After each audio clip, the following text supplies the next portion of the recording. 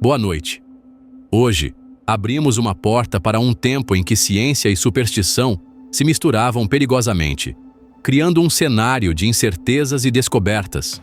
Imagine um mundo sem antibióticos, sem anestesia, onde a dor era constante, a doença um mistério, e a esperança era sustentada por tentativas e erros. A medicina já foi palco de horrores, experimentos ousados e tentativas desesperadas de salvar vidas. Médicos, curandeiros e charlatães arriscavam tudo, muitas vezes sem entender o corpo humano, guiados por coragem e, às vezes, pelo desespero. O desejo de curar é tão antigo quanto a própria humanidade, mas os métodos eram sombrios, envoltos em mistério e medo. Vamos explorar juntos os corredores esquecidos da história da medicina, onde cada porta revela um novo enigma.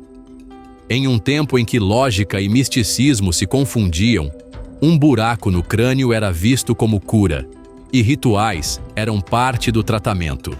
Cada prática, por mais bizarra que pareça hoje, carregava a esperança e o desejo genuíno de aliviar o sofrimento.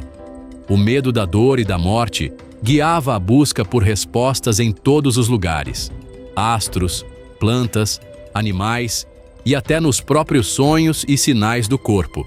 Os médicos do passado eram verdadeiros exploradores sem mapas, navegando mares de incerteza e enfrentando perigos desconhecidos a cada novo caso. Esta não é apenas uma história de erros, mas também de resiliência, coragem e da busca incansável por conhecimento e cura. Vamos desvendar juntos os porquês de procedimentos assustadores e entender o contexto de remédios improváveis, que hoje nos parecem impensáveis. Prepare-se para conhecer o lado sombrio da cura, um lado fundamental para a evolução da medicina que conhecemos atualmente. O passado não deve ser julgado, mas compreendido, pois é nele que encontramos as raízes do nosso presente. A jornada começa agora. Venha comigo e descubra como a medicina se transformou ao longo dos séculos. Começamos com a trepanação, uma das práticas mais antigas e chocantes da história da medicina. Desde tempos pré-históricos, povos de diferentes culturas já realizavam esse procedimento assustador. Imagine alguém sofrendo com dores de cabeça intensas, convulsões ou até mesmo sintomas inexplicáveis, tendo o crânio perfurado sem anestesia, apenas com ferramentas rudimentares. Acreditava-se que, ao abrir um buraco no crânio, maus espíritos ou energias negativas poderiam escapar, trazendo alívio ao paciente e afastando doenças misteriosas. Crânios trepanados foram achados em todo o mundo, do Peru à Europa, mostrando uma busca universal por cura e compreensão do sofrimento humano. Antes da neurologia, o crânio era visto como prisão da alma, uma espécie de caixa d'água dos pensamentos e emoções, um mistério a ser desvendado. O som do osso sendo raspado, às vezes por horas, era o preço do alívio e da esperança de cura. Surpreendentemente, muitos sobreviviam ao procedimento, mostrando que já havia algum conhecimento anatômico e técnicas de cuidado pós-operatório. A prática persistiu por milênios, atravessando civilizações, até a Renascença, quando novos conhecimentos começaram a surgir. Era um exorcismo literal, mas também pode ser visto como o primeiro passo da cirurgia neurológica, um início rudimentar da medicina moderna. Um erro brutal, sem dúvida, mas que já apontava para o cérebro como fonte dos males e abriu caminho para avanços futuros. Se a trepanação abria a cabeça, a sangria prometia limpar o corpo. Por séculos, retirar sangue era o tratamento para quase tudo. Febre, infecção, melancolia. Barbeiros cirurgiões cortavam veias. Sanguessugas sugavam sangue ruim. Hospitais mantinham tanques de sanguessugas. Era rotina, como arroz com feijão, da época. O poste de barbeiro, com listras vermelhas e brancas, é a herança dessa era. O perigo era imenso. Pacientes enfraqueciam.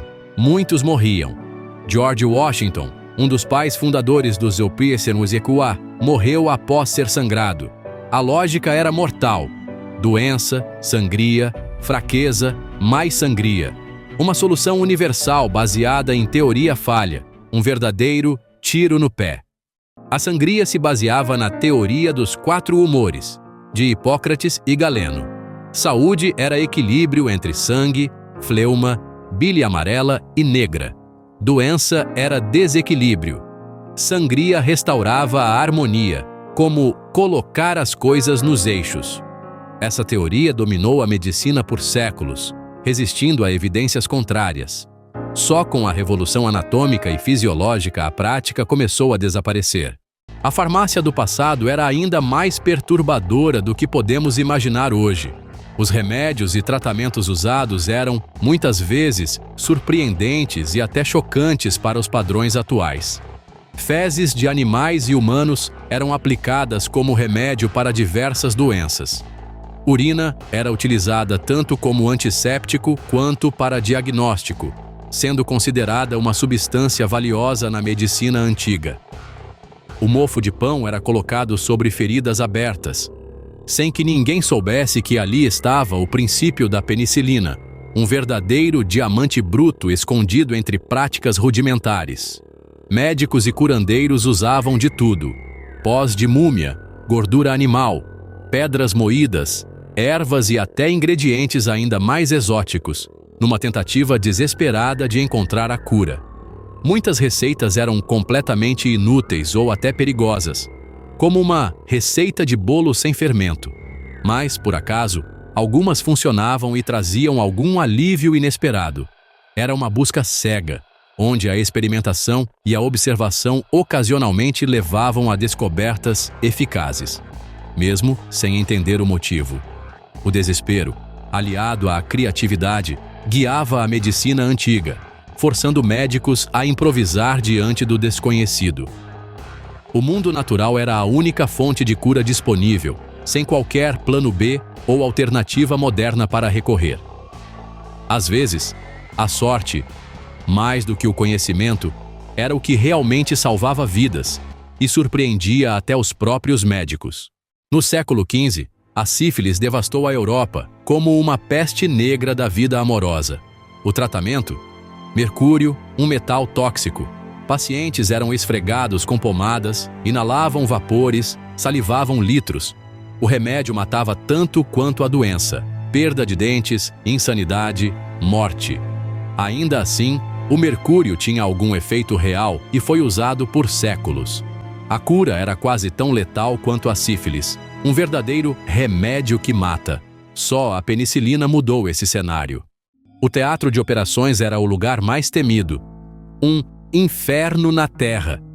Sem anestesia, pacientes eram amarrados e operados conscientes. A dor era insuportável. Muitos morriam de choque. Cirurgiões eram valorizados pela velocidade, não precisão, como um açougueiro apressado. Robert Liston amputava uma perna em minutos, mas erros eram fatais. Cirurgias internas quase sempre matavam. Higiene era ignorada. Aventais sujos, instrumentos não lavados, uma bagunça de dar dó. O pesadelo era real para o paciente.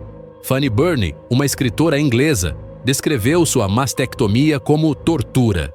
Cirurgia era o último recurso, uma aposta desesperada, um salto no escuro. A cura era, muitas vezes, uma forma de tortura. O maior inimigo era invisível, a infecção. Antes da teoria dos germes, pus era sinal de boa cicatrização, uma piada de mau gosto. Hospitais eram focos de morte, higiene era desprezada. Ignaz Semmelweis provou que lavar as mãos salvava vidas, mas foi ridicularizado, tratado como louco.